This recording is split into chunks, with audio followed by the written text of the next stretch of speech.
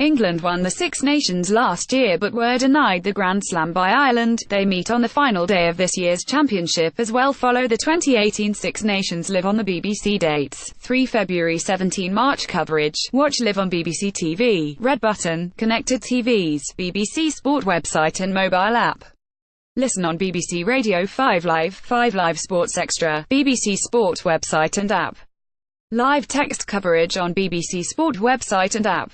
Ireland and Lions great Paul O'Connell makes his BBC Sport website bow this year, joining fellow BBC pundits Jeremy Guscott, Jonathan Davies and Andy Nicol in casting his eye over the 2018 Six Nations.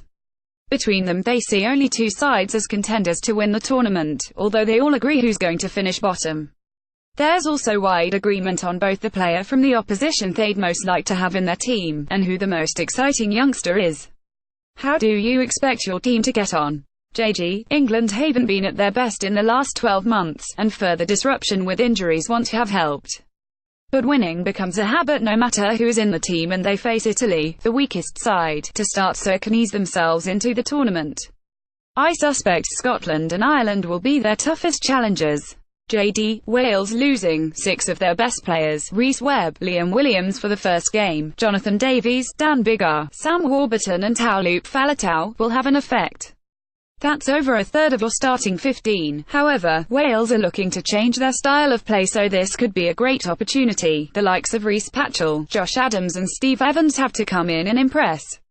POC, I think Ireland will win. And I am very hopeful of a good Six Nations for Scotland, after such a promising autumn, which culminated in scoring 50 points against Australia. The key is the first game in Cardiff, and if we can win that, it will set us up nicely with 2 home games to follow. Who do you think will be your nation's key player? JG, fly half George Ford is the key to England's attacking game.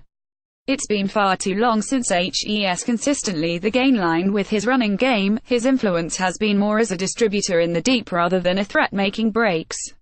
If he can rediscover that side of his game, England will be an attacking threat in the backs, which would make a pleasant change. JD, Patchell, and his half-back partnership with fellow Scarlet Gareth Davies, is going to be key. The Scarlets' fly half is an intelligent player, who is playing well in a confident side.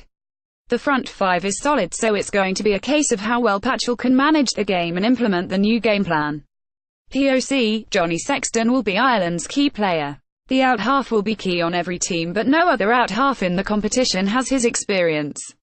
He is obviously a fantastic player but also a great leader and on-field coach.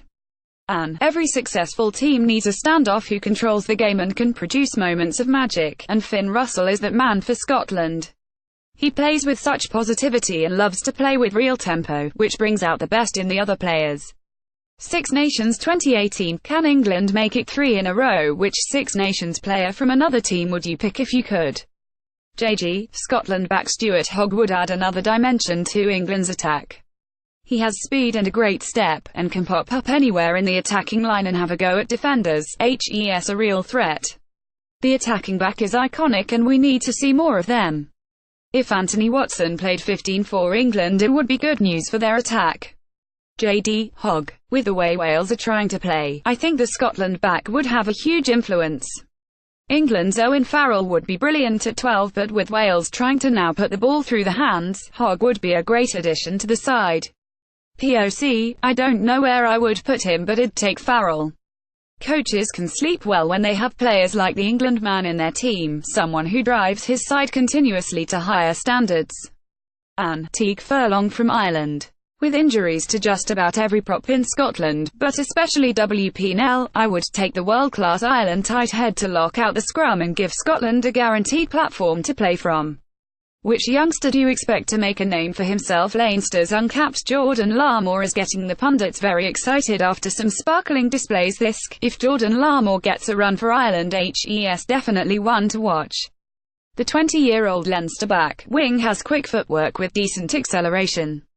If he doesn't make it, Ulster's Jacob Stockdale will catch the eye. The 6 feet 3 inches, 16 stone Ireland winger appears to be a natural, try-scoring predator. JD, I'm looking forward to seeing Larmour on the test stage. He's a really exciting prospect. POC, Larmour. I think Ireland will be careful with him and put him in at the right time. He has scored some sensational solo tries this and is profiting from working with some great players and coaches at Leinster. And, if Bath number 8 Zach Mercer, a fellow 20-year-old Larmour get a run for England and Ireland respectively, they could make a name for themselves. BBC 3. The Six Nations of pop culture. Fart is the biggest obstacle to your team's success this year. JG. The loss of Billy Vunipola is the biggest issue for England. He carries so well and is their best attacking player. A very close second is the quality, or otherwise, of the attack from England's back line. Which player in the England three-quarter line has consistently been an attacking threat, making breaks and making a scoring tries? The back line hasn't found its balance.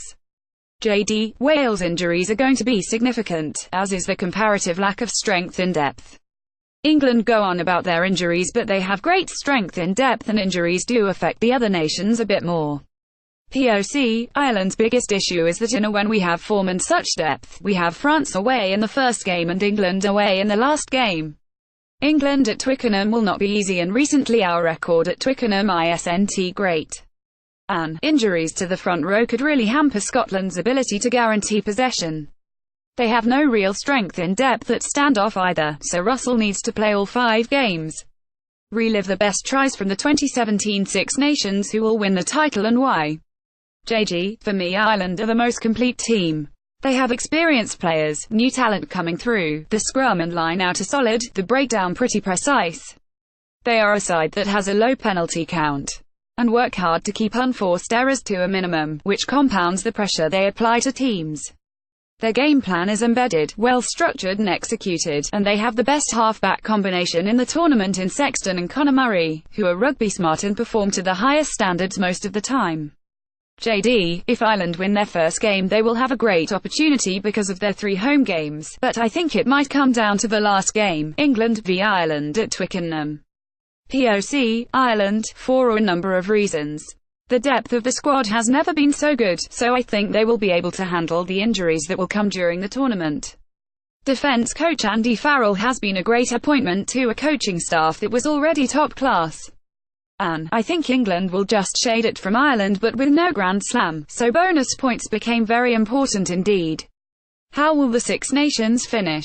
Jeremy Guscott, Jonathan Davis, Paul O'Connell, Andy Nicol, Ireland, England, Ireland, Scotland, Wales, Scotland, France, Scotland, Wales, France, France, Italy.